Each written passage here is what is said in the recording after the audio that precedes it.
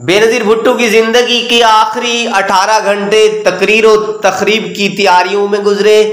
26 दिसंबर 2007 की रात जब बेनजीर भुट्टो एक लॉन्ग ड्राइविंग के बाद इस्लामाबाद के जरदारी हाउस पहुंची तो वो बहुत थक चुकी थी, लेकिन ISI के सरबराह मेजर जनरल नदीम ताज का पैगाम उन तक पहुंचाया गया कि वो एक अहम काम के लिए उनसे मिलना चाहते हैं। साबिक वजीर आजम बेनजीर भुट्टो ने फैसला किया कि वो 2 घंटे सोएंगी और रात गए नदीम ताज से मुलाकात करेंगी। ये मुलाकात रात 1:30 बजे हुई। नदीम ताज ने उन्हें बताया कि उस दिन कोई उन्हें कत्ल करने की कोशिश करेगा। ये सुनते ही बेनजीर को शुबा हुआ कि नदीम ताज कहीं उन पर अपने प्रोग्राम को मनसूख करने के बारे में दबाव तो नहीं डाल रहे।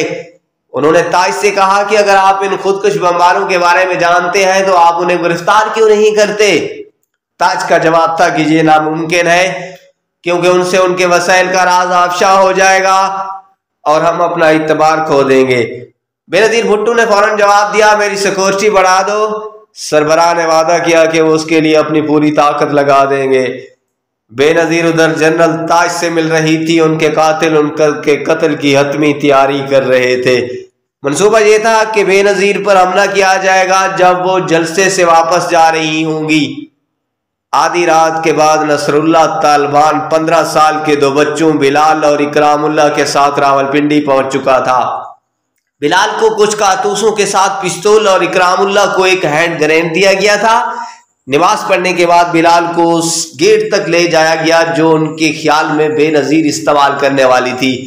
27 दिसंबर की सुबह बेनजीर सुबह 8:30 बजे बेदार हुई। 9 बजे उन्होंने नाश्ता किया।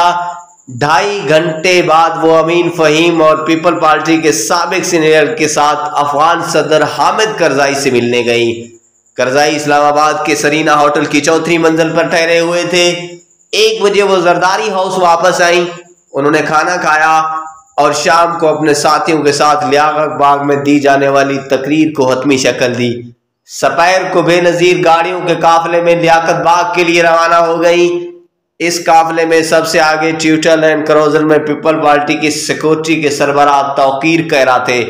बेनजीर की कार में सामने वाली सीट पर उनके ड्राइवर जवेद उर रहमान और दाएं जानिब senior superintendent police major Imtiaz Hussain बैठे थे, जबकि दरमियानी नशिस्त पर बाएं तरफ पीपल पार्टी के सीनियर रहनुमा मखदूम अमीन फहीम, दरमियान में बेनजीर और दाएं जानिब बेनजीर की पॉलिटिकल सेक्रेटरी नहीद खान बैठी थी। 3 बजे बेनजीर भुट्टो लियाकत बाग पहुंच गई। उसके बाद बेनजीर ने तकरीबन 10,000 लोगों के सामने आधे घंटे तक तकरीर की। इसी दौरान उन्होंने 17 बार अपने वालिद का नाम लिया। तकरीर के बाद बेनजीर अपनी गाड़ी में बैठ गई। उनकी कार काफी देर रुकी रही क्योंकि उनके हामी ने उसे चारों तरफ से घेर लिया था। भीड़ को देखकर बेनजीर खड़ी हो गई और उसके इमरजेंसी हीट से उनके सर और कंधे नजर आने लगे। उस वक्त 5:10 हुए थे। सुबह से इंतजार करने वाले बिलाल को महसूस हुआ कि उनका वक्त आ गया है। वो पहले ही से बेनजीर की गाड़ी के सामने आ गए और फिर उसकी बगल में पहुंचा जहां कम लोग थे।